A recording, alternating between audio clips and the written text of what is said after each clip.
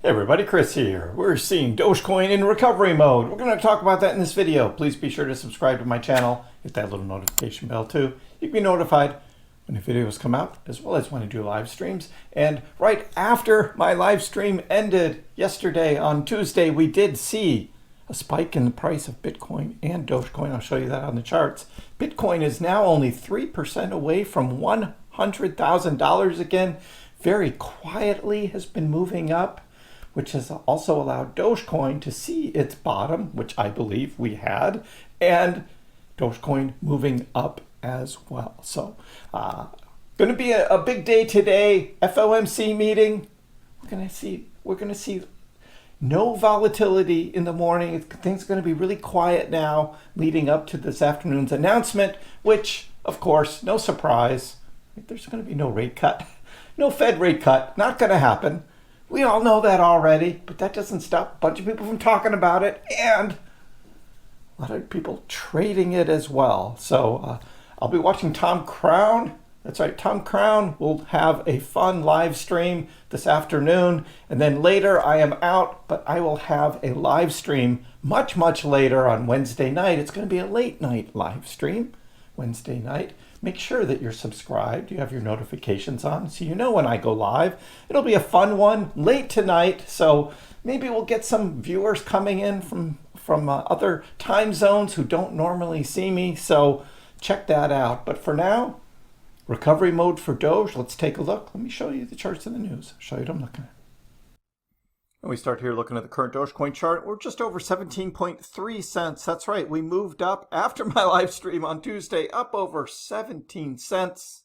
Came back, retested, and then moved higher. And now, as we're proceeding into Wednesday morning, look at the flatness. I know this is only a 15-minute chart, but the MACD does show you on the lower time frames the price movement, of which there's nothing. It's just flat. Bitcoin the same, just flattening out here. And that's how the whole morning is going to be, even with the stocks probably. Again, stocks are up pre-market. We can take a look at the stocks right here, the futures.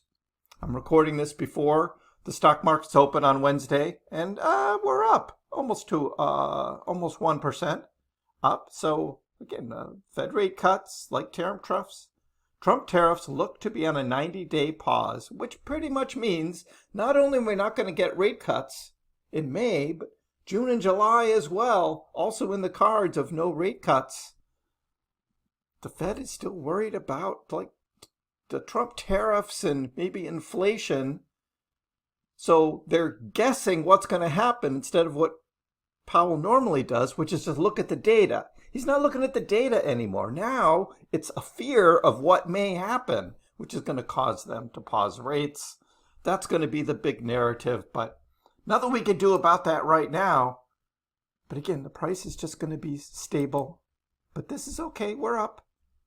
I'll take a green day, right? Better to be green than red, right? So recovery mode, yes, that is where we are. You know, Crypto Rover saying, look, Bitcoin, we zoom out and we look at the history of Bitcoin and we get these sort of wedges that happen again. And every time Bitcoin breaks out, you know, this has been the whole bull market so far, starting in late 2022 into early 2023. And again. And here we are again. And each time Bitcoin has moved up higher. That just means Bitcoin history is repeating. And Bitcoin is going to be on its way. I mean, very quietly, it's almost back to 100K. And I think it will just continue to move higher. And Mags is like, look, we take a look at the 4-year cycles again, and we are still in a bull market now in this cycle. These are the Bitcoin halvings every 4 years. Post-halving rally, we haven't even had the big one yet. We had a nice one leading up to the Bitcoin halving, and that was on the back of those Bitcoin spot ETFs being approved. A lot of people calling for big runs in Bitcoin coming ahead.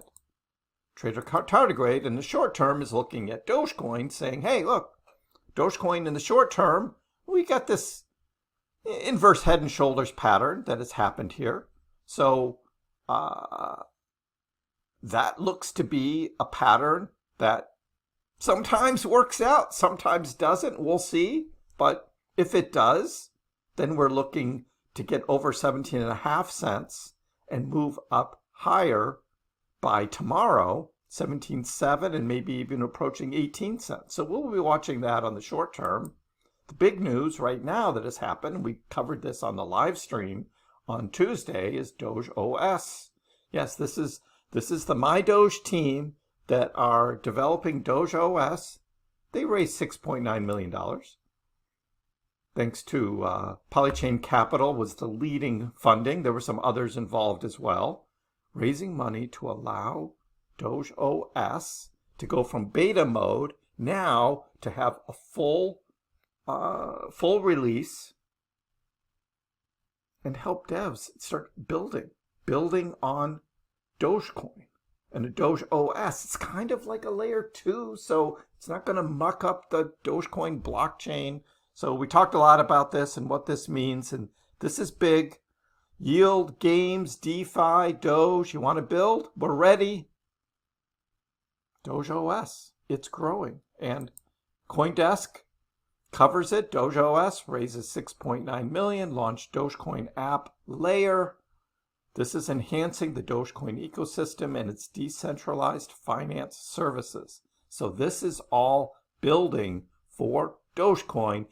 Dogecoin has no utility kind of argument, and it's like, well, actually they are building on Dogecoin now, and this isn't anything that's super sexy that's going to cause Dogecoin to go up 100% because of this, but this is the slow and steady building that I've been talking about, which will be much better for Dogecoin, because we know that Dogecoin goes on big spikes and then it gets shorted down and everyone taking profits and the price comes crashing back. We got to get out of that mode. And this is the way, I believe, to do that. So what's happening? Well, 72% of Binance traders, open interest, are long on Dogecoin. That's right. There's not as many people shorting Dogecoin as going long. So this is data from CoinGlass. And there's more bulls than there are bears.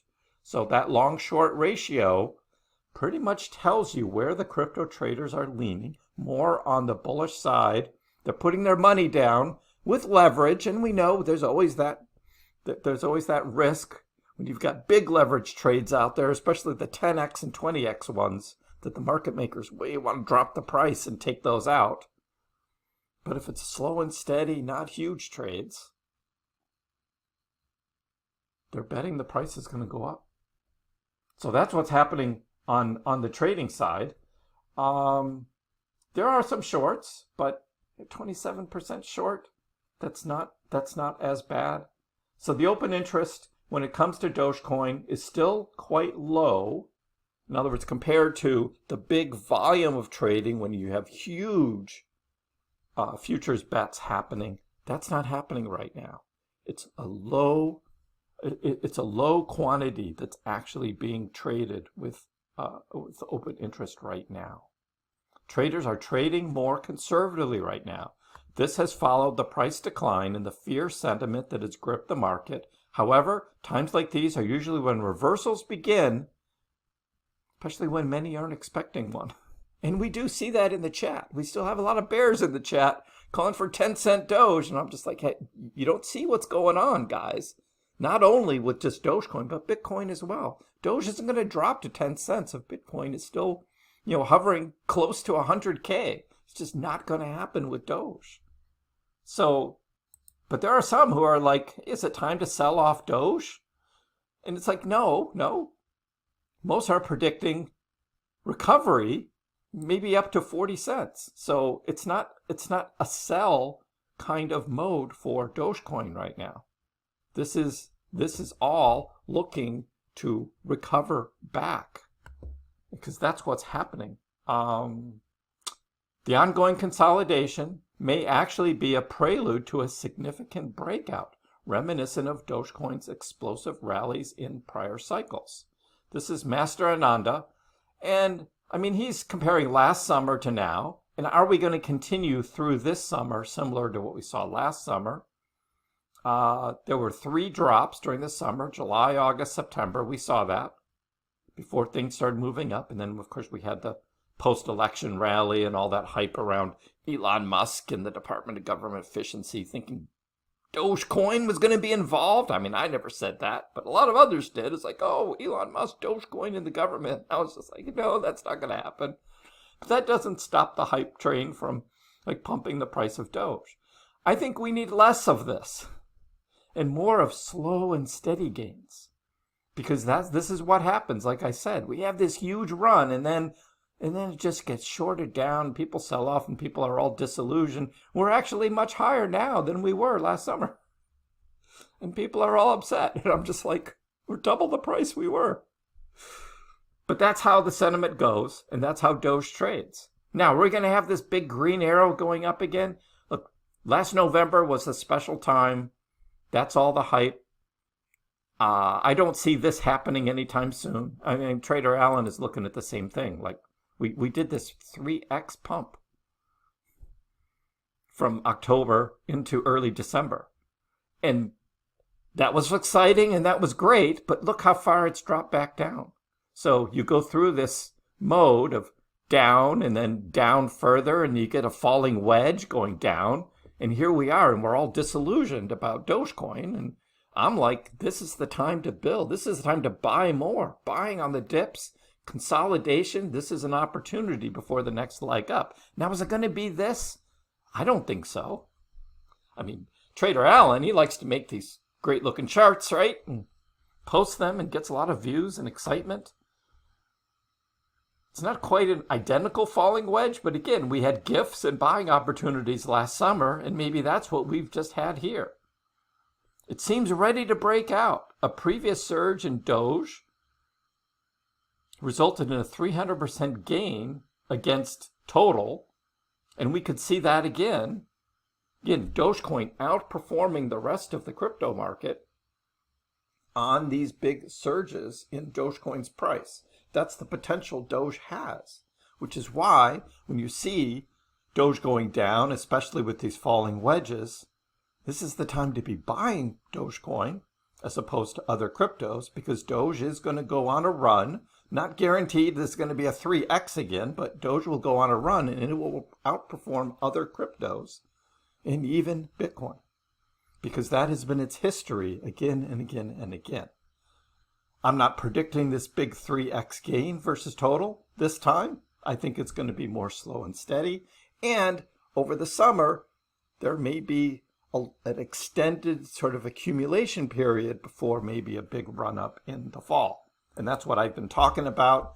Join me on my live stream next. It's going to be a late night one, Wednesday night. So be ready for that. Leave a comment below. What do you think about recovery mode for Dogecoin? Are you worried about the Fed and Fed rate decision? I'm not. Give the video a like. If you haven't already, please subscribe to my channel. I appreciate the support. We'll see you next time.